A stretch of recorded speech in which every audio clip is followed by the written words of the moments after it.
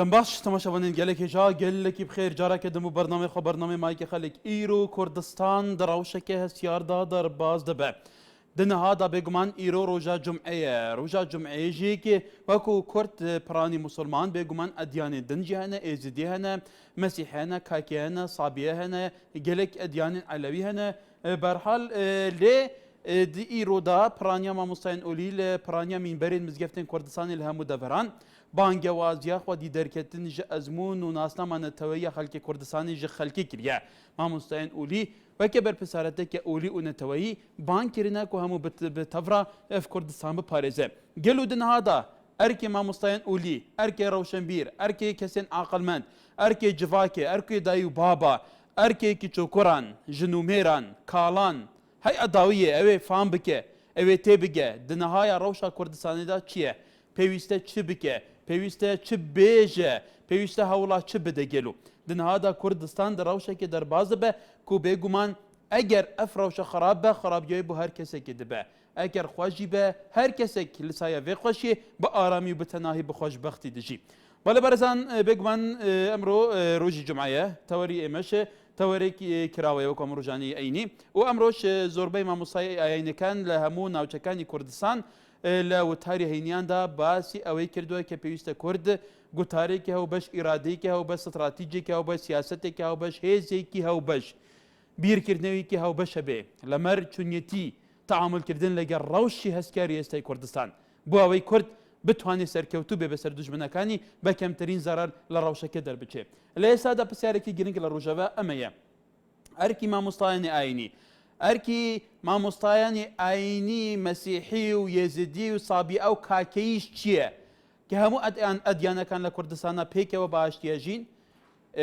بس صدان ساله لئیستا دا ارکی همو یان چیه لما ارکی روشن بیران ارکی راگاندن ارکی لانه سیاسه کان چیه لوی که کرد لئیستا دا چی بکا هالویستی کرد لئیستا دا چی به چون هیزه که به چون اراده کی سیاسی هبه چون تگیشنه که به چون یکیتی کی نتوی هبه برحال ملا خدمتی بوچونو سرنجا آزادکانی خلکی کردستان دما کو مروجیک اهالیره لمین برا راستقینه که خوتن لمایکی آزاد مایکی خلک مایکی ایوا کواتام رو تور بدست ایوا یفرمون هر شتێک تان ئەوێ لێرە قسەتان لەسەر هەبێ بیکەن منیش لە خزمەتیەوە دەمە کۆمەڕۆژێک بەڵێ دکتۆر فەرموو ئەم کاتە باش سەرچاوم ئەرک و ڕەنج و زەحمەتی هەموو حزبەکان ڕێکخراوەکان دام و دەستگاکان لەسەر شانی ڕەنجدەران و زەحمەتکێشان و خەڵقانی مام ناوەندیە ئەدێ ئەو خەڵقە زەحمەتکێش ڕەنجدەرە ببێ بەخاوەن بڕیار قەسر کۆشک و گێلای ڕابواردن و هەڵەسان دابەزن بێنە خوار زبان بەڵێ دکتۆر ئەمانە لەوانەیە زۆر ڕۆژ بەڕێستان پەیوەندی بکە ئەم قسانە زۆر جار جێمان لێبێ ئەمانەوێ پرسیارێ بکەین لەبەرەوە ئەمڕۆ بە سەرنجی جیاوازتر هەبێ وەکو دکتۆرێک وەکو عاقڵمەندێکی کورد لە ئێستادا ئەرکی تو بوو یەکەم ئەرکی تو وەکو دکتۆرێک لێرە بەردەوام ئیرشاد بکەی بەردەوام قسە بکە لە تەلەڤیزیۆن ئان ئەرکێکی مەیدانی تری گرنگترت هەیە پێت وایە تۆ باقی ڕۆشنبیرەکانی وڵات پێشمەرگە لەسەر بکوژرێ بەڵام کوڕ و کچی ژەنڕاڵەکان بۆ ڕابواردن بچنە وڵاتەکان ئەو وەزیرانەکە سێ دەفتەرەکان وەرنەگرکارە باشیان کردووە ئەوانە کە درێژدا دڕیەکان دەبێت دڵسۆزی خەڵق بن بە خەڵق نزیک بینەوە پێغەمبەر سەلامی خۆی لێبێ لە فەتحی مەککە نەچوە ناو قەسر و کۆشک لە خێمەیەکە بەڵێ سوپاس گەرە پرسیاری من بە تەواوەتی نەگەیشت بەڵێ بەرەزان دڵشاد دووکت گرمێ کای دڵشاد دووکە سەر خەتیبی کەرەمکە الو بەڵێ کای دڵشاد بەڵێ کەرەمکە الو دەم باش کاکەکان دەم باشتر کەرەمکە بله وەکو یادیار کو چەند چەکدارێکن داعش کو هاتین کو مەرە ماوانتنێ ئەوە کو خاکە کوردستانê da dikin heme gencên dihokê bi hemî şiyanet xwe em dê piştgiriya pêşnegirîkeyn û piştgiriya van awarekeyn û bi rih û can ku dê xizmeta wan dabîn û hemî dema dê xîna xwe bexişkên em genc dê amade bîn her gaveka pêşmergiyê me ku bivêtin em biçin beravaniya we bikên em amadeyî ne biçin beravaniya we bikên ku em neş van daişa û neş xeyrî van daişa em napirsîn çar ecîkî hatin ku على اساس دەبێت me bitirsînin em ji hindê mastîrîn û hemî dema jî em mastîrîn û em يجل ربازة بارزانينا هم جل بارزانينا وهمي دمان هم جل وينا وأس سوزد دم يعني ما باريك وما فلا بيشمركي هيكو بيشمركي دي باريزيت وجارك دي طرف خلق ديشتا ناس معلوم بله همل سليماني كاكا كلام كاتو باش سر چاو من سراوي كاكا رزيا من سراوي قبول كان براسي ماويك دعم لا چه بوي لا جبهه بوي لا چه بوي دنگ نبو والله ببورة هاد لنا وشارع بلا من حكمي شو كاروي تلوشانه ولا وشارع ليش صابك هيك فرمو زۆر سپاس وڵای من دوو پرسیارمە بۆ کاگاکار هیوادارم حکوومەت هێرێمی کوردستان وە هەموو بەسپەتیدانە ئەمنیەکان جوابمە پرسیاری یەکەم سەبارەت بەوە بوو بەڕاستی کاگاکار چۆن دەڵێ شەکار ناحەیەکی گەورەیە یەکەم پرسیارم ئەو بوو باشە چۆن لە ماوەیەکی چۆڵە ئەگەر ئەمە تاکتیک بێک و خوان باسیەکەن لە ماوەیەکی کەمە ئەو شارۆچکەیە چۆڵ کراواتە بەجێ هێڵدرا ماڵ و مناڵ بەجێ هێڵدرا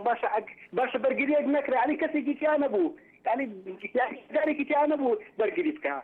اما برسالي كم برسالي دوم سفارت بهيم بو براسي كان راجع عندي كاغا كان ما اگر تو زكاه كان بودرس كيتو زحمن نبي بله زكاه كان بودرس كيتو فربو حسابك ماوي بله ماوي سمروجك جو على فروك كان ملقكاني داعش دوما كان راوي عن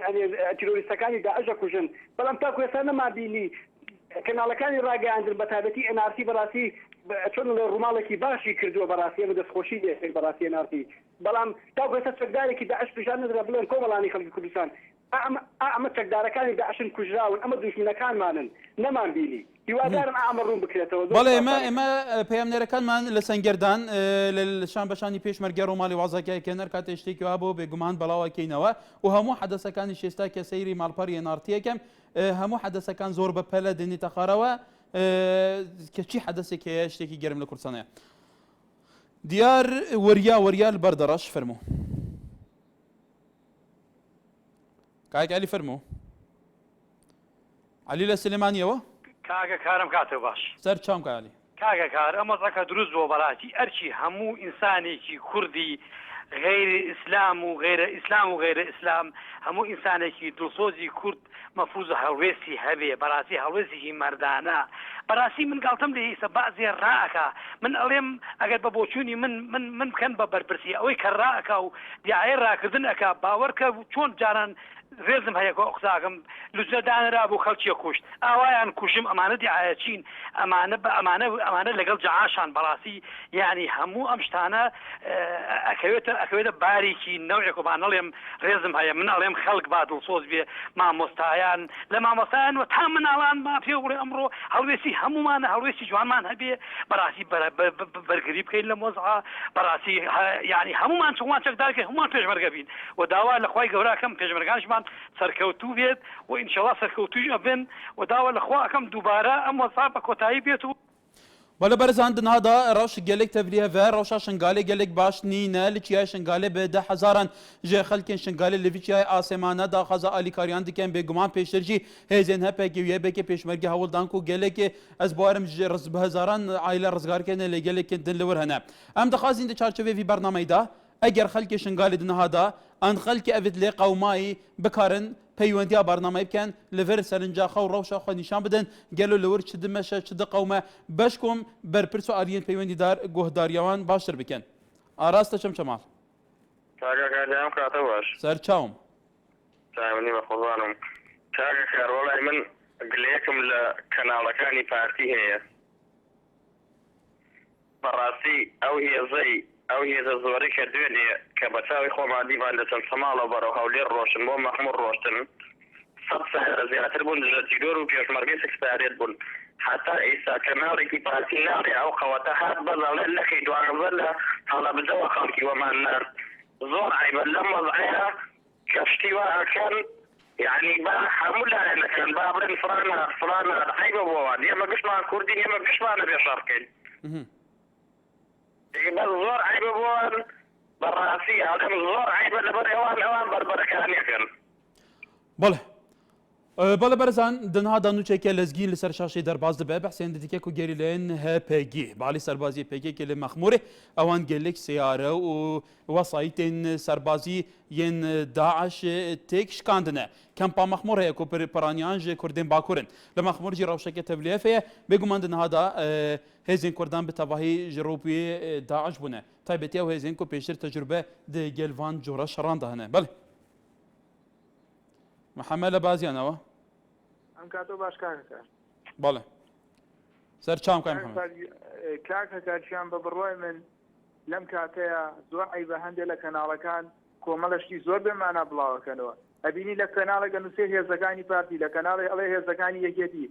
لە کاری پیشاندانی هێزەکانە ئاڵی ئەم حیزب ئەو حیزب دیان پیشاندانی وێنەی کۆن کە پیشانیێداتەوە یەکێ ئاڵای زەردی لە ناوچەوانی بەسوەیەکی ئیسەوز بەڕاستی ئەمە ماقول نیە لەم کاتەیە ئێمە بێت جیاوازی هەموو جیاوازیە ئاینیەکان جیاوازیە حیزبەکان وەلا بنین لەم کاتەیە بەرەنگاری تیرۆستان بیتەوە نەوەکو بە شێوەیە کە ئەبینی هەر لایەنێک بۆ بەرژەوەندی خۆی بەڕاستی ئەمە کاتی حیزبەتی نییە لەم کاتەیە لایەنێکە بینی 10,000 دەنگی ئەڵە هێزەکانی ئێمە لێ کۆمەڵە کەسیان پێشکان باشە هێزی پێشمەرگە چیەکات کەواتە ئێمە هێزێکمان نییە بەرگری لە وڵاتە بگات هەر کەس لایەنێک بۆ خۆی لەلایە کۆ بێتەوەڵێ ئێمە بەرگریەکەین دوای ئەوە ئەم کەسانی کە خۆبەخشن ئەسنەوە ڕێزی پێشمەرگەوە هیوادارم پولێکیان بۆ بکرێتەوە هیچ ماوەی هەفتەیەک مەشقیان پێ بگرێت بەڵام جیاوازیە بارەزان بۆ ئەکرێ بێگومان ئێمە وەکو وێنارتی بەپێی بریاری بەڕێوەبەری گشتی هەموو هێزەکان وەکو هێزی پێشمەرگی کوردستان بەس باسی هێزی پێشمەرگی کوردستانەکەین ئیتەرەم هێزە فلان کەسە ئەمە فلان سوپایە و سەر بە فلان زامچێ و فلان ناوچێ هەمووی لە چارچەوەی یەک ناو ئەویش ناوی هێزی پێشمەرگی کوردستانە خەڵک ئینتیبا هەیە لەسەر ئێلامە حەزبیەکان ئەڵێ نام ئێلامیان حەزبی ئەڵێ هێزی ئێمە هێزی فلان و هێزی بێوان کەواتە خەڵکی کوردستان کەواتە ئیرادەیەم هێزانە لەکوێیە تاشان گرنگە ئەمە هەموو ڕاگەیانەکان لە ئێستادا ڕەچاوی حتا باری سایکۆلۆژی خەڵکیش لە بەرچاو بگەین کە ئەم دەستەواژەیە ئەم جیاوازیکردنە لە ناو هێزەکانە وەکو خەڵک لە ئێستا لەسەر شاشە قساکە باسی ئەوەکە کە ئەم جیاوازیە تەسیرێکی نێگەتیفی بۆ سەر دەرونی خەڵکی کوردستانە ئەمە یەک هێزن بۆ یەک مەبەست شەڕاکەن بۆ پاراستنی یەک ناسنەمە و یەک نیشتیمان و یەک خاک کەواتە و جیاوازەوەکو خۆیانڵێن لەسەر چ ئاساسی بە تایبەتی گیلان لە ئێلامی حەزبەکانەیە بڵێ بەڵێ ئەڤین کەرم کە هەکار ئەس ئەڤڕوکە زۆرە دڵخۆشم هەر وەکی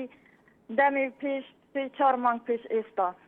ڕاستی هێزەکانی گەریلا و هێزەکانی یەپەکە و پەکێکە و هێزی پێشمەرگی هەرێما کوردستانی بەستە خەڵکی هەرێمی بێژیتە هێزە پارتی یەکێتی پەکێکە نزاچە و عیبە ئەم هەمە کوردین هەمی هارویەکین دەستێک بگرین ئەم بەرامبەر دژمنی خۆڕەوەستین بۆم بۆ هەندێک هێزە زۆر شارمە بەستی هێزە خۆتکەن بێژن بە پەکە و پارتیە و یەکێتیە دیاوتکە شەرمە کەواتە بوات بێژن بۆ ماتحخۆ ماتحێت خۆ چێمان هەوێت ئەوێت بووە حەزبدا خزمەتە خەڵکی بکەن خۆ زار حسێ باخۆ ناکەن کۆڕێت وی ملەتی نەخۆ بۆ قاضیە خۆ دەنەکوشتن وەکی ئەس دبینم هەرێمە کوردستانی بارێکی گەلێکی خراپدایە بلا حیزب هەم گەنێ تایبەتی پەکێکە و پارتی و یەکێتی تازە بوومە زۆر خۆش بە کەناڵی ڕوودا ڤیدیۆک بەلاس کرەوە سەری داعش بن دەستی پەکێکەی بوومە گەلێک خۆشە هەر وەکو خۆنە هەر دگمامن من هاتە گرن بەڵێ گرنگە هێزە کوردان و کۆف خاتینە دەبێژێ گرنگە هێزە کوردان یەکگرتی بە هێزە کوردان بێ تەواهی بە و ڕایگانێت کوردانژی بە هەستێکە بەرپەسەرەتی وەکو خەڵک دەبێژێ تەعاملێ دەگەل پێشاتان دەبکە عیمات مووسڵ گەلمێ کاک عیمات بەڵێژان فەرموو لە مووسڵ قساکەی بەڵێژانە کوردی کالیلان لە بەڵێدا شقا کانیلان بەڵێ کوردی کالیلان بەڵێ کە تەلەڤیزیۆنەکەت کسکەی فەرموو باسی ڕەوشە و منتەقەیە بکە والله جان كنت كان عارفين كل شيء انا كيش عالم كان مبارزه وشو بيش ما قدرت بيش شو مشاكل معنيه يعني ڕەوشی ناوچەکەتان ئارامە انا غرام ومتقم وجو عالم دمدان اشتياو تەواجودی هێزەکانی پێشمەرگێکیە لەوێ انا اللي بيش ما موجود العملات لا بدي بحشرها وثاني متقي بحشيق واشتياو معنيه بەڵێ بەڵێ سپاس بۆ سەرنجی تۆ بەڵێ بەرەزان هیوا شارە زۆر فەرموو کاکاکاری ئەوە باش سەر چاوم وەڵام من لێرەوە یەک شەڵێم کاکاکار هەمومان یەک بین یەکدەنگ بین وە کەسی شۆزمانی خۆمان دۆسی خۆمان نەبین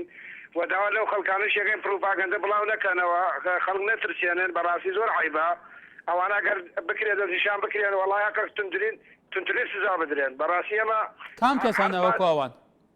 ئەوەی کەوتی عانە بڵاوکاتەوە داعشاتوەوە هەولێر چۆڵکەوە فلان شۆڵکە بەڕاستی زۆر عیب بۆ شارەگاگا گەڕێمە بێت دفاع لە خۆمان بکەین هێشتا هیچ نەبووە کاکە وەڵی چەنەها خەڵکی خۆبەخش بڕە بە سیلاحی نادانێ من یەکیان وەکو خۆم ئامادەم بڕۆم بە قورئان سەربەیش لایەنێکیش نیم بڵێ چەکداریش لایەنێکم وەکو کورد وەکو نەتەوەی بەڵام سیلاحم نیە وەڵی ئامادەم بەیانی بڕۆم سیر بنێم بەگولەوە و داواکارم لەو خەڵکانەی بەڵێ کاکی وا تو داوای لە شوێنی پەیوەنددارەکان کردووە سەربازیەکان کە چەکت بدەنێ چەک نەبووە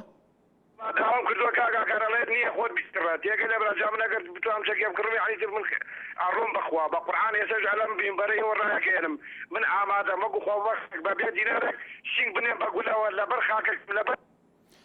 بەڵێ بەرزان بۆ ئەمانە ئەوانەیە کە خۆبەخشن وەکو بەرگری ملی وەکو متەتەوعین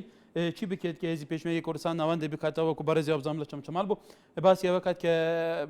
ڕاهێنانیان بۆ بکرێتەوە بۆ فترێکی تهدید بۆ بتوان چون تعامل لەگەل پێشهاتەکان بکەن بەڵێ مژدە لە سلێمانی پێشمەرگە خوێنی شەهیدی تەکی دەستی سەنگەری قایم ڕۆحی مەستی ئازادیت بۆ گەشتنمان هێناوە ئازاد ئەچێژی دڵت بۆمان خوێناوە سوێندم بە ڕۆحی پاکت بە نەرمی دەستەی هیلاکت فەخرت پێوە ئەەکەم ئەی نورم پێشمەرگە ئەی نەتەوەی نیشتمان دوورم پێشمەرگە سڵاوتان لێبێت بەڵێ سەر چاوم باس تۆریم ڕۆتان کراوەیە بەڵێ لێرەوانێ تەنها ئەو نەم هەیە بە هەموو پێشمەرگەکان ئەڵێم لەشتان ساغ بێ سەرکەوتوو بن ئیشەڵڵا بە سەرکەوتووی ئەگەڕێنەوەنە لە دەستی ئەو دوژمنانە ڕزگارتان ئەبێ پێیان ئەڵێم ئیشەڵڵا هەر لەش ساغ بن هەر ئێوەن کە بەرگری لە ئێماکان ئیشەڵا دەستی و دوژمنانە ڕزگارمان ئەبێ ئێوەن کە ئێمە ڕزگارەکەن بەڵێ بەڵێ کێمان لەگەلە مژدە ئیسماعیل هەو لێرەوە کاکی ئیسماعیل ئەلۆ بەڵێ چۆنی باشی گەلێک سوپاس سوپاس دەکەم وەڵاهی ئەمە دەستخۆشی لە هێزی پێشمەرگەی قارەمان دەکەین هیوادارین کوردگەلی کورد هەموو یەکگرتوو بیتن بە هەموو یەک دەست بیتن بە هەموو یەک ڕێز بیتن هەموو گوێ لە دیعایەت ڕووپاگەندەی خەڵک نەگرن بەڵام پرسیاریش ئەوەیە یانی ئەو ناوچانە بۆ شێوە بە دووسێ ڕۆژ بەرگری نەکرێن نەتوانرا ئەمە هەموو زارێت پەنا بۆ ئەمریکا بۆ ئەوی تر بین بە خۆمان چەند سا 22 ساڵە زەیشمان هەیە 22 ساڵە ئەو هەموو هێز و قووەت و هەمەر و قەت کوردوا ئەوەندە سەکەی نەبووە ئەوەندە سیلاحەی نەبووە بۆ ئێستا یانی بەو شێوەیە ئەمە هیوادارین گەلی کورد سەرکەوتوو بیتن هیوادارین ئینشاءالله هەموو لە هەموو بەرەکان پێشمەرگە سەرکەوتوو دەبی سەرکەوتن بەدەستێنیتن زۆر سوپاسان دەکەین ولی بەرزان بێگومان نادا شەڕە شەڕ لە جەبهەیە لە گەلێک دەڤەران هەیە هێزا پێشمەرگەی کوردستانی مل بەملێ هێزیندن هەپێگی و یەپێگێ لەوەر شەرگەلێک دەڤەران دەست پێ کردیە دنادا لەسەر ئەردێ واقع بە پراکتیک هێزا کوردان یا چەکدار یا هەفگرتی مل بەملێ هەفتوو شەڕێ داگیرکەرێکێ دەست نیشانیە بێ ناسنامە دیکە ئەڤە ژی بێگومان ئێکش وان پرسایەک و ئومێدێک کەم تا زۆر ئومێدێک دەیە خەڵکی کوردستانێ کە هێزا کوردان هێزا چەکدارە کوردان لە فعلی لەسەر ئەردی بە ئەرکی خۆی نەتەوەی ڕابیە کوردان دەپارێزە لە تەنگاڤیاندا بەرسینگێ ئەو وان کەسان وان گروپن چەکدارên بێناسنامەیان تونڕاو گرتیە ku dixwazin vî welatî têk û pêk bidin di vî çarçovî de taşan giringe ehzabên Kurdan serkirdên Kurdan cadda Kurdistanê jî bi tevahî wekû hêzên çekdarên Kurdan îradanî hevgirtî siyasetanî hevgirtî çeperêwan yêk be ji bo kekir bi vî awiyeyî be bi dîtnava Kurd wê serkevin yan ne û kî heye wî demî bikaribe tehediya Kurdan bike û zulmê li Kurdan bike eger Kurdan hosa muttefik bin digel hevdû û hevbûçûn û hev îrade û hev armanj bin bêguman ekîdîş hev çare nûsin بله حسين لسليماني بله فهمك حسين فلا من علم اواني كالين يما كرسي منظور هنا مو صلاش كرسي هنا ناتوان دفاع كان وتيانا عربي تيايا لواتنا شنقارو يعني علي بيونت زارتشقار مان هي 3000 زارتشقار مان هي اخوان ما دقن اخوان تقنو بالنا انتواني تشاركي مقاومه كان دفاع لخلق يزيدية كان قانوني هم بيجيري او بيانس وزا شر زانه كتوانيان بيجرنو يعني ئیتی بەچی بڵێن ئێمە حکوومەتێکی سەبەخۆ ڕاگەیەنی ئەمجا هەر دەمیژەکەنەوەیان ئێمە کورسیمان هەیە و خەڵکمان زۆرە ئەیاسە بۆ دیفاعیان لە شنگار نەکرد لە جەلەوەدا یەکێتی تیابوو یەکێتی لێ ڕایکە بەڵام نەیتوانین لێ چارەکە دیفاعەکە کە جەلەوەدا بگرێ ئەوە 5 ڕۆژە شەڕ بۆیان ناگیرێت و ئاخرێت سیاسەتێ ببێ لەو خەڵکە چی بکرێ بۆ ئەوەی بیگرنەوە هەش کەس جابادە پێشمەکە کوژرایە دا پێشمەکە بیا شەید بکرایە ئەمجا شەنگاریان بیایە بەدەستەوە تازە لە وەلایەمە کاکە شەنگار بە هێزێکی سیاسی بە بۆنەی چەگارێک و هاتینەتە خوارە و نەمانتوانی وە دیفاعی لێ بکەین ئەو خەڵکەشیان سەر بە قوڕا کرد و هەمیشە وەلە بەرزان ئیتر مەسەر اینجا خەڵکی کوردستان هیوادارین لایەنە پەیوەندیدارەکان گیان لێ بێ خەڵک بەو ئینتیبای هەیە ئەم هێزە و ئەو هێزە و فلان و بێوان هیوادارم سەرنجیان گەیشت بێ بەڵێ مام جاوهەر فەرمووە کۆم ڕۆژێک ئێوارە باش سەر چاوم دەڵێم کوردە غیرەتە و قەت نەترساوە هەر پێشمەرگەوە و سەرکەوتوماوە ئەمە شەرەفە و خوددا پەیداوە بۆیە سەر بەرزە و هەمیشە ماوە ئەوەی دۆڕاوە هەردەم دژمنە بڵقی سەر ئاوە و هەمیشە وەنا ئەوە داعشە بێ بنەمایە نەعلەتی لەبێت هەر بێ بەهایە تا بڵێ پیس و بێویژدانێکە دژی مرۆڤە و سەرەتانێکە تا زۆ لە ناوچێ تێستا هەرکەمە نابێت بمێنێ زۆرە و هەر خەمە کوردە خەزایە لە بەردەرگەتە بکوشێتە هەر جێگەت جەنەتە ئەوەی شەهیدە شەرەفی کوردە بۆ هەر فاتمە تەزویجدان و مەردە خاچی کوردستان هەردەمی تۆیە نادرێ بە هیچ کەس شەرەفی تۆیە لە بیرمان ناچێت ڕۆژانی ڕەش بەدەستی بەسوور سەدامی ڕوو ڕەش کەویستی کوردە هێڵێ کوردستان بۆ خۆی جەبهێڵە دووبارە دەرەم خەزایە خەزایە لەبەر بەڵێ سەباح لەو لێر لە ڕێ ڤیدیۆ سکایپەوە فەرموو ئەم کاتە باش بەڕێزم سەر چاوم وڵاهین داواکارم ئەوەیە لە سەرۆکی هەرێمی کوردستان بە زووترین کات فریا خەڵکی شنگار بکەوێ بە هەزارەهان مناڵ بە هەزارەهان بیرەمێر بە هەزارەهان ئافرەتی گیان مردووە یعنی لە وەسعێکی زۆر خراپ دەنا یعنی وەسعیان زۆر نەباشە بە هەزارەهان مردووە نە خواردنە نە ئاوا هەموو ڕۆژ دەڵێن پێشمەرگە لە مەخمورە و لە مەحموودێ و نازام لەکوێ هیچی دیار نییە نە پەکەکە نە پێشمە هیچیان فریا ئەو فەقیرانە نەکەوت هەمووی لە برسا مرد داواکاریم ئەوەیە بە زووترین کات سووریا ئەو خەڵگە بکەوێ ڕزگاریکە لە دەستی ئەو کافرانە لە دەستی ئەو بێناموسانە یعنی بە هەزارەهان ئافەتی خۆمانیان بردووە ئیشی سکسیەکەن لەگەلێ بردووانە مووسل سووکیان داناوە ئافەتی خۆمانی فرۆشن یعنی ئەوە لە چ دینێکە هەیە یعنی بەڕاستی یعنی لە وەسعێکی زۆر خراپدنا خەڵکی شنگار هێویدارم لە حکوومەتی هەرێمی کوردستان بە زووترین کات سووریان کەوێ خواردنیان بۆ بەرە ئاوێک شتێکی بەرن بەرە بە بەڵێ بەرزان وەکو دیار ڕەوشێکە زۆر زۆر نالەبارە لە شنگال لە چیای شنگال لە ناو شنگال کە ڕۆژانە بێگومان خەڵک لە ناو شنگال پەیوەندیەکە خەڵک لە دەرەوەی شنگال ئێزدیەکان بە تەحدیدە کەریمە ئەم بەحسێڤەیەکی بکەن بەڕێزان ئێزدی پتر هەر کەسێکی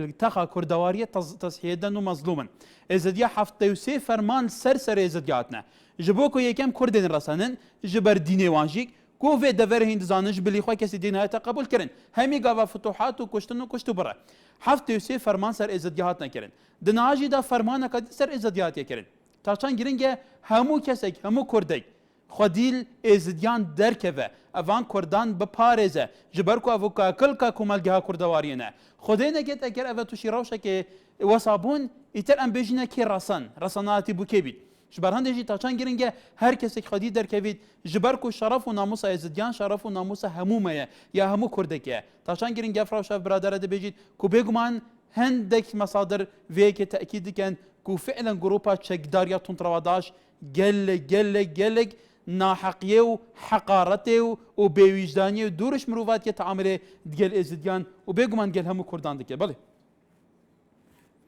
Fereydûn li baziyanەوە ئەم کاتەوە باش بەڕێز سەر چاوم تاشی بەڕێز پاس بژیت بێز ئەحمەد تەوەری ئەمڕۆ کراوە ئێوە نییە بەڵێ دەستخۆشی بەرنامەکە وریەکەم بەڵێ سپاس فەرموو بێز ئەحمەد بەنسبەت ئەم جەنگەی شەڕەکانی داعشەوە ئەوان کە ئەڵێن ئێمە کە ئەڵێن ئێمە داعشمان گرتووە باشە ئەگەر داعشان گرتووە باشە بۆ نیشانی نادەن لەسەر کەناڵی ڕاگەیاندنەکانە بۆی کەوا خەڵک ببینێ وری پێشمەرگە بەرزێتەوە وری معنەواتی خەڵک بەرزێتەوە ئەوایە مەسەڵەن خۆیان ئەگەر بەهاتە داعشان بەڕاستی بگرت بەوای نیشانی خەڵکیان بدە بیان زانیا کەوا داعش گیراوە بەدیر گیراوە مەسەڵەن کۆمەڵیشان گوتۆ بەدیر ئەوە بخۆیان سینارێکیان بکرد بایە هێزی پێشمەرگە سینارێکیان بکرد بایە کە بیاوە ئەمە داعشە گیراوە نەک بەڕاستی بەواقعی بگرن نیشانی خەڵکی نەدەن. بەڵێ کای فێرای هیوادارم سەرنجی تۆ گەشت بێت. ئەمانش لە سلێمانی ئەم کاتەوە باش سەر چاو ئەم کاتەوە باش کاکامان سەر چاوم جێم لێتە فەرموو. سەبارەت بە مۆزای ئێسای کە کوردستانی تایە ئێساکانە لە شنگالە وەکو دیارە 68 کەس بەپێ ئەو شتێکی ئێوە بڵاوتان کرا 68 کەس ئێساکانە لە شنگال لە برسا مردووە خەڵکێکی زۆر غەفڵ و عام کراوە 500 ئافرەت تاکو ئێستا چارەنووسی دیار نییە و کەس نازانێت لەکوێیە لە کاتێکا هێزەکانی یەپەگە و پەگەکەی هێت یارمەتی باشووری کوردستان هەیات و لە دەستی چەتەکانی داعش نەجاتمان هەیات و شەڕمان بۆگات و خۆیان هێن بە کورد بەڵام لە کاتێکیشا پێشمەرگەی خۆمان پێشمەرگەی پارتی بەجێ هێڵن و ئەیکەنە دەستی ئەو چەتانەی داعشەوانێ لە کاتێکا ئێمە سنوورمان لێدا ئاخستن نەمانێژدان و ئاویان بۆ بچێت و ڕێگەمان لێ ئەگەسن بەڵام ئەوان هاتوون ئەوەمان بۆگەن پێویستە ئێمە ئەومان بیر نەچێتەوە ئەم خیانەتەی حکوومەتی هەرێمان بیر نەچێتەوانێت کە بەرامبەر بە خەڵکی شنگار کردی پێویستە خەڵکی کوردستانەوەی بیر نەچێتەوانەیە پێویستە پێشمەرگە ئەوەی بیر نەچێتەوە پێشمەرگەی یەکێتی ئەوەی کە ئێستا ئیتا پێشمەرگەی یەکێتی بەڵێکی مانەگەلە بەڵێ بەرزان بین ڤەدانەکە دێ بەردەوام بین دووبارە سەڵاف بەرزان ئەمیرە لە سلێمانی لە گەلمانە فەرموو. بەڵێ ئەمیرە خان شکار لە کەرکووکەوە کاتەوە باش سەر چاو خۆشی بەرنامەکە لە یەکەم گەلێک سوپاس بەڕاستی هیوادارم حیزب لایەنە سیاسەکانی هەرێمی کوردستان ینی حیزبیانە بیر نەکەنەوە ینی نەتەوەیانە بیرکەنەوە بە یەک گیان یەک نەدەوە و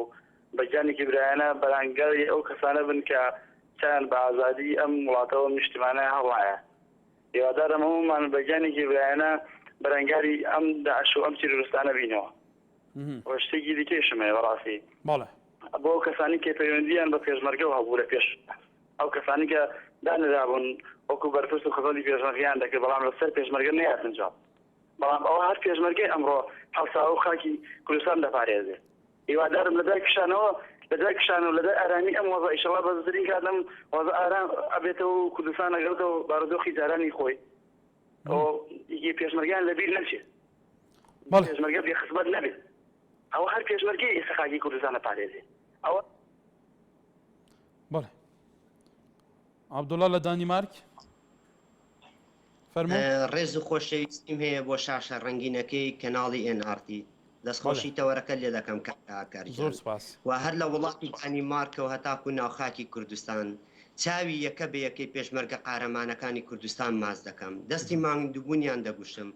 چاوی یەکە بە یەکە ئەو کەسانە ماز دەکەم کە خۆبەخشانە چوونە ناو ڕیزەکانی پێشمەرگەی کوردستانەوە دیفاع دەکەن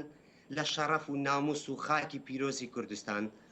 و لێرەشەوە مژدەیەکی خۆش بە تەواوی گەلی کوردستان دەبەخشم کە کۆمەڵێک گەنجی خۆبەخش لە وڵاتی دانیمارکەوە لە وڵاتی سویدەوە لە وڵاتی نەرویجەوە لە وڵاتی ئەڵمانیاوە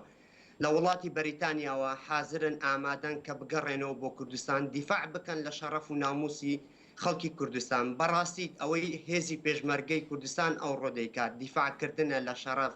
لە ناموس لە خاکی پیرۆزی کوردستان و هەر لێرەشەوە چاوی یەکە بە یەکەی گەریلایەکانی پەکەکە ماز دەکەم کە هاتوونە ناوڕیزەکانی بەڵێ ئەو سەرنجیەوە بەرزە لە ئەوروپا و کۆیواجێتان لێ بە بەرەزان دەبێژێک و جالیە کوردی لەوەر گرۆپ چێکردنەک و لە وڵاتی نووسکۆندنافیا وڵاتین دن دەربازی کوردستان بنج بوو پاراستناوی وڵاتی کۆرش لە کێرکۆک ئەم کاتە باش بەڕێزم سەر چاوم بەڕێزەکەم من وەکو پێشمەرگەیە کە ماوەی مانگونیەکە لە جەبەکانی پێشەوەم لە جەلەولا بووم ئەو ماوەی 3 ڕۆژ ناوەزیوم بە شانازی و شانازی پێکم کە چەند داعش وەکو سەد تۆمانۆ لەگەڵ ئەڤاڵەکانم من خۆم بە پێشمەرگەی یەکێتی دانم شەرمەکەم بڵم پێشمەرگەیەکەم وەکو پێشمەرگانەی پارتی یعنی ئەوانە جلی پێشمەرگایەتیان ناشرین کرد عیبە یعنی شەرمە بۆ مای 15 خولەک ناتوانێت بەرگریکەن چیەکەن ئەو هەموو خوێنی ئەو هەمووی کە ئەو یەزیدیانەمان ئەو برای یەزیدیانەمان کە لە برسان مردن لە تونیان مردن ئەوانە هەمووی خوێنیان لەسەرەوە من شەرمەکەم کە خوشەکەی من تعدای لێکراوە خوشکی یەزیدی وەکو خوشکی منە تێگەی تعدای لێکراوە بەدەست داعشەوەیە ئەوانە چی بۆڵێن ئەوە ئێمە لەوێ بووین تەنها ڕۆژ وا بۆ بانیتارە نامان نەخواردش چەنەها شەو نەخەوتوین لە پێناو خزمەتی خاک وڵاتەکەمانە باشمان ناتوانانی چەند ساڵم و چە وەرەگرن کە زۆر لە ئێمە وەسعیشان باشتر و خزمەتی زیاتری شەکری ناتوانانی بۆ خولێک بەرگری لەو خاکە بکەن من خاکم نەبێ شەرەفم نییە خاکم نەبێ وڵاتم نییە بێ من ئامادەم ڕێبازمان لەگەلە کاک ڕێباز بەڵێ فەرموو سڵاو ئەم کاتت باش سەر چاوم ئەمەوێ لەسەر شتێک قسە بکەم بەحقەت چەند وەختە لە سنووری جەلەولا و کەرکووک شەڕ لەگەڵ داعش بووە پێشمەرگە توانیوێتی شەڕێکی باش بکە نێهێشتووە هیچ ناوچەیەکی کوردستان بەردەستی داعش بکەوێ بەڵام لامان سەیرە لە سنووری شەنگال و مەخمور و ناوچەکانی ژێر دەسەڵاتی پارتی بۆچی بەو شێوەیە داعش توانی ئەو هەموو ناوچە زۆرە کۆنتڕۆڵ بکە بەڕاستی ئەو سامەی کە داعش و نەیارانی کورد لە پێشمەرگەیان هەبوو بەداخەوە لەو سنوورە دەریان خست کە بەو شێوەیە دەتوان بێنە ناو ناوچەکانی کوردستانەوە بەڵام تا ئێستا لە ناوچەوە شەڕ بەردەوامە ئاخر بەردەوامە ڕاستە بەڵام دوای چی دوای ئەوەی کە بە هەزاران خەڵک ئاوارە بوو بە هەزاران خەڵکی شەنگ بەڵێ ژیان لە سلێمانی فەرموو ئەم کاتەوە باش هەموو کاتێکت دەستخۆشی لە یەکەم لە تۆ لە کارمەندان بەڵێ سپاس وەڵا من داوا لە حکوومەت دەکەم کەکەم پێک بۆ ئاوارە عەرەبەکان بکەنەوە با بڵاو نەبنەوە بە ناو شارەکانە بەڕاستی نەخۆشیان کردووە ئەچتە هەر شوێنە هەر عەرەبە ئایلەکانیان لێرن و خۆیان بە تەئکیدی خۆیان لە ناو داعشان هاوکاریانەکەن خۆیان ئەفرەتەکانیان لێرن و فەسادی ئەنێنەوە بەڕاستی شتێکی باش نییە حکوومەت حەقە کەمپێکیان بۆ بکاتەوانەیە بەڵێ نیها دۆکێ الو کەرەمکە ثاني براواتي گەلێک سپاس آره برا شرم عیبت تنسر برینم معسکری کتینا پارتینا روش پیک و شاری ناکن وانا تکران بزن پارتینا لیکتینا ولا پیک و شاری کن و بو کردستان شاری کن نه بو چهار دیدی شرم تنسر واد بزن تکرا بو شاری کن ولا داعشانی دیپی سیاره کن تین خود ترسینن ولا شاری کن ولا بکزن عم حاضرين نقطة بيشين بس عرضكاري ما بنسين عم بيشين شاري عرضكي هما بلا بنسين عم بيشين جهاز بله سپاس نكتال لك شي فرمو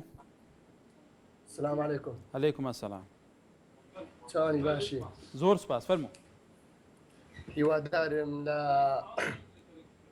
سلااو ڕێزی تایبەتم هەیە بۆ برای پێشمەرگەکان قارەمان یەک بە یەکیان دەست یەکێکە ماش دەکەم وان پێشمەرگەن ئێمەش لە دیوان پێشمەرگەین ئێمە شاریکار وانین یعنی هیوادارم لە پێشمەرگەی قارەمانەکان ئەو داعشانەی کە دەگرن بینە سەر تەلڤیزۆنەوە لەسەر تەلڤیزۆنەوە بەکارە بیکوژن نەک بە ئاسانی بۆی بەکارە بۆ عیبرەت بۆ عالی دیکەی داعش و هیوادارم حیزب و حیزبایەتی نەمینێت لە ناو شەڕ جا دەبین لە غێر قەنات باسی لایەن حیزبانێتی دەکەن هیوادارم بە یەک دەنگ و بە یەک ڕەنگ و بە یەک هێرشەوە زۆر سوپاسی یەپەکە دەکەین هێشکە هاریکاری ئێمان دەکەتەوە هەر لایەنێکی دیکەش و ئێستاش ئەم دیکە شەکی ینی تیارەی نردووە بۆ ئێرەش هەر سوپاسی وانش دەکەین بە هیوای سەرکەوتن بۆ کورد و کوردستان زۆر سپاس بەڵێ ئاکۆ لە سلێمانیەوە کاتەوە باش کاکە سەر چاوم کاکە ژیان من ئەمەوێت تەوزیع لەسەر مەسەلەیەک بم کە داوا لە خەڵکی کوردستان ئەکرێت دیفاعکەن لە عەرز و ناموسی خەڵک ڕاستە ئێمە لەگەڵ ئەوەی دیفاع بکەین بەڵام ئەیکوا کوڕی مەسئولەکان ئەیکوا کوڕە بەرپرسەکان بۆ شەو ڕۆژ ناکەنەوە لە جەبهەکانە بۆ پشتگیری معنەیاتی خەڵکو و بڵێن ئەوە کوڕی بەرپرسەکانە هەمووی لە شۆنە خۆشەکانە شەو ڕۆژ بەڕێەکەن و کوڕی خەڵکو فەقیری هەزار بە بێموچە و بە خۆبەخش و بە هەموو ژیانێکەوە ئەی کاکە ئەمە تەفرەقە دروستەکە کوڕی مەسئولەکان کوڕی ئەندام مەکتەب سیاسیەکان سەرکردایەتیەکان مەسئول مەڵبەندەکان مەسئول لقەکان بۆ ناچنە پێشەوە نەمان بینیوە کوڕیەوانە لە جەبەکانە دەرناکەوە لەگە بچن بۆ خۆبادانێک ئەچنە پێشی جەبەکانە و ڕەسمێک دەگرن و دێنە دواوە بۆ کوڕەکەی ساڵە محسیم بۆ ناچن دەوێ بکوژرێن با ئەوانە لێ ئەمڕۆ ڕۆژی ڕەشە و ڕۆژێکە هاتۆتە پێشەوە ئەبێ کوڕە مەسئولەکان لە پێش خەڵکەوە بکوژرە لێرە شوێن مستە بەڵێ ئاکۆلە حاجیاوە ئەم کاتە ڕشکا کاتەر سەر چاوم باشی بە قوربان زۆر سپاس کار دەبەری بیتوێن ڕانی منتیقەی ڕانیە کاکە ئەمڕۆ 300 سەرداری خۆبەخت بەرەو هەولێر بەڕێکەوتن بەڵێ ئەمەش لە پێناو ئەوەیدا کە لە دەنگدانەکاندا پارتی دەیگوت 90,000 سەرداری خۆبەخشم هەیە کە نەتێ ئینشاءڵڵە ئەوانە بەرەو بۆ بەرگریکردنی هەولێرە ڕۆشنە بەرەوانی سۆرانی بەس ئەو سەردارانەی پارتی دەیگوت 90,000 ئەی کوان هەنی چۆن ئەوانە سۆرانی بە هەولێر ڕۆیشتن ڕۆشتن بۆ هەولێرێ خۆبەخشانە ڕۆشتن لە پێناو خاچی کوردستان چونکە دژە تیرۆریش بەرەو وێ ڕێکەوت بوو ئەگرەوا بڕوا دێتە ناو ڕانیەش ئەم دەواازەی ڕاپەڕی لە ڕانێ و دەستی پێکرد بە ئەسخۆی بۆ نەگرت قەت ئەشخۆی بۆ ناگرێ بە شەرەف ئەهلە بە شەرەفەکەی هەرماوە ئەو خەڵکی کە دژی سەدامی ئەوەیان دەکرد هەرماوە سەدام خۆی بۆ خەڵکی ئێرانی نەگرت قەت ئەشخۆ بۆ ناگرێ بەڵێ بەرخودانی قەڵاتزێ ڕانیە دەواازەی ڕاپەرین قەندیلیش لەوێ نووزیکێ بە قوربانی تر لەوێ ڕەوشێکی تایبەت هەیە بەڵام لە ئێستادا کورد تا چەند گرنگی یارکێکی نەتەوەی هەڵ بگرێ بە هەموو شێوەزار و هەموو ناوچە و هەموو هێز و هەموو بیرۆبووچونە جیاوازەکانەوە بڵێ یۆنس سێمێلت گەلمەیە حالي بازرات باشي ئەم باشین تو چاوای صافي ممنون كرمك برا عزيز قال شخصيتين ازماني طوان 6 مدرا دريجن بيجن بيشمرقة رازي برا بيشمرقة شجاع نرازية بيشمرقة صدام حسيني نرازية حتى شباب داعش ومعاشتها برازل ايجاش دي يا ذا خطايا كايكي من بيشمرقة دي بتسحبت دي تشبوسنجي ايجاش دي هذا عندك شخصيتين وصايت خاطر صاري مالت خد بردن شرفه خد بردن نامسه خد بردن يتشلفات ولو تيارة الشهر ما حيقب وانا بلا زفنا مالت خبرين اخواري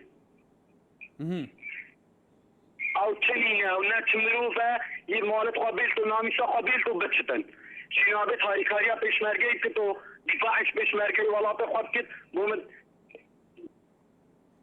وهولي رجال الشخص الناس دين مالت خاطر نامسه خاطر بومد كنت رافد ترافن شو شلارانيا اليوم كاتب باش سار چاوم دەستخۆشی تەوەرەکەت لێ دەکەم هەر بژیت فەرموو بەڕاستیانی نازام هەتاکەی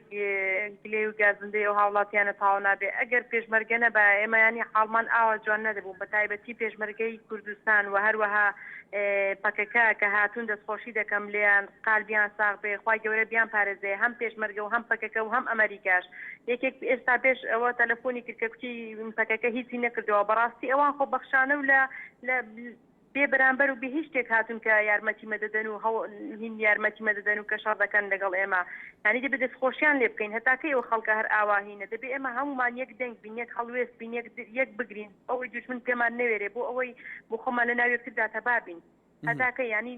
فەرقی پارتی وێشێتی و هیچ کەس نییە ئەوڕۆ دەبێت هەمومان بچینە بەرەی جەنگ هەمومان هەوڵ بین وەکو یەک هین تەماشایەکەین دەست خۆش بەڕەکەتان بەڵێ بەرزان وەکڵێ لە ڕۆژە ڕەشەکان هەڵویستە ڕاستەقینەکان دیارە بێ تا چەند گرنگە لەم ڕۆژەیە کە کورد لە ڕۆژێکی ئەسکەرتایە هەر هێزێک بە ناوی ئەوە دروست بێ کە هێزێکی ڕۆژگێرە خزمەت بوو پاراستنی خەڵکی کوردستان و پاراستنی تاکی کورتەکە ئیتر ئەم هێزانە باسەوایکەن کە ئەو ڕۆژە بەسەر چ کورد لە هەر شوێنێکە تووشی زەرب و زۆرداری جینوساید و لە ناوبردن ببێتەوە هیچ کەس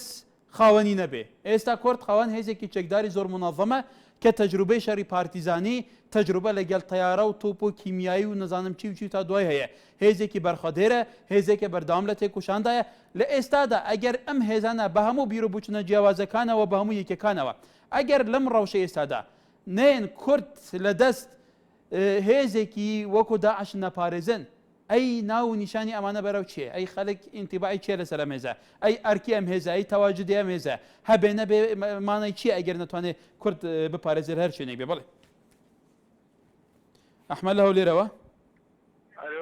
بەڵێ کاک ئەحمەد کەرەمکە زۆر بەداخۆ بۆ پێشمەرگانەی پارتی ببورە ئەو مستەلەحە لێرە ناوترێ بەڕێزان زۆر ویستم ئەمە دووبارە بکەیمەوە مستەلەحە ناوترێ یەک هێزی پێشمەرگە هەیە یەک هێزی پێشمەرگە هەیە لە منظومی ئێمە وەکو NRT تعاملی لە گەلەکێن وەکو خەبەر وەکو دەستەواژەی یەکی هێزی پێشمەرگە کوردستان هەیە تکایە ناتوانین لەمە زیاتر هین بتێن پێشمەرگە فلان حزب و فلان حزبە ئەمە پێشمەرگە کوردستانە هەموو کەس و کاری ئێمەنە بەرگری لە هەمویان نەکەین ئەی بەنظام بۆچی تەصفیە حسابات و مزایدات و کۆمەڵی قسە و تەشەنجات ئەمەنێ بەڕێزان ئیتر هێزە سیاسەکانی کوردستان پێکەوەی شەکەن و هێزی چەکدار پێکەوەی شەکە تاچانن گرنگە کۆمەلگاش پێکەوەیش بکە پێکەوە پشگیریان بکە ئەم بیر و بچونە جیاوازانە لەسەر ئەم دەستەواژانە بەڕاستی پێتان وایە خزمەتی ئێستایی وڵات بکە شەهرا لە سلێمانی کارچوانی باسی سەرچاوم دەستخۆشی بەرنامەکە و لێەکەم باڵێ سپاس زۆر دەستخۆشی لەو برا پێشمەرگانە شەکەم کە ئەمڕۆ دیفاع لە خاکی کوردستانەکەن بەڵێ هیوای لە ساغیان بۆکەم و سەرکەوتن و زۆر حەقە هەموو کوردێکی بە شەرەف پشتگیریان کە شامە شەڕێکە دژینەتەوە دژی یەکێتیە پارتی نییە و پارتی و یەکێتی باڵێکی لەجیا بۆ چاکساز و گۆڕان خواست ئەم جارش ئیشەڵا باڵێکی نەتەوەپەرست و دڵسۆزیان لێجیا بێتەوە و زۆر سپاس بۆ تۆ بۆ بەرنامەکە و بەڵێ تەماشەوانی نیژام هیوادارین سەرنجا خەڵکی گەشت بیت گەلو لەوێ کوردستانەیە این خەلەیەکی بەحسیێندە دیکە پێویستە هەموو کەسەی پاڵپشتە هێزا پێشمەرگەبە دەبێژن لە ئەوروپا و لە وڵاتێندن و لە کوردستانیژیکێ حەسکن خۆبەخشەنە بچنە ڕێزا پێشمەرگە تا چەند گرنگە هێزا پێشمەرگین کوردستانیژی تەسهیلاتە بوام کە ژێرە دابینکردنا تەقەمەنی و ژێرایەتە بینکردنا ئەسلیحە و داماندەمدا ڕاهێنانە وان ji ber ku yekser destê xwe de piştê cephe çaçê bît ta çend girîngê ev rahênan pê bênekeneke fetreka tehdîcî bît ji bo ku serketiyane li cephe erkê xwe netewî cêbê cibke bale berê me yadarên serincî beşeyekî giştî serincî xelkî Kurdistanê gêştî bê hêyekê lew ştaneke intîbaê xelk bû li ser ew alên Daeş ke ku jîrê bû wêneke bû rayê giştî belav nakete boya xelkî Kurdistan dinya bin ke me waye bi heman ştî alên komalek raygehanekan be taybetî raygehanê hezbekan ciyawaziyeken em filan hêzî filan hezbe em filan hezbe em bêvan hezbe alên em şî kem ta zor teesîr li sereke bêj gelewe ciyawazîkirine gelem hêzane berhalê me hiwadarîn serincî xelkî Kurdistan beşeyekî giştî bû hemû lêne berpisekan raygehanekan ehzabekan pêşmerge heta pêşmergekanî û berpisa balakan hêzî pêşmerge û serkêrdekaniya welata gêştibî heta sobeyê li vêrê xizmeta hatkenî var baş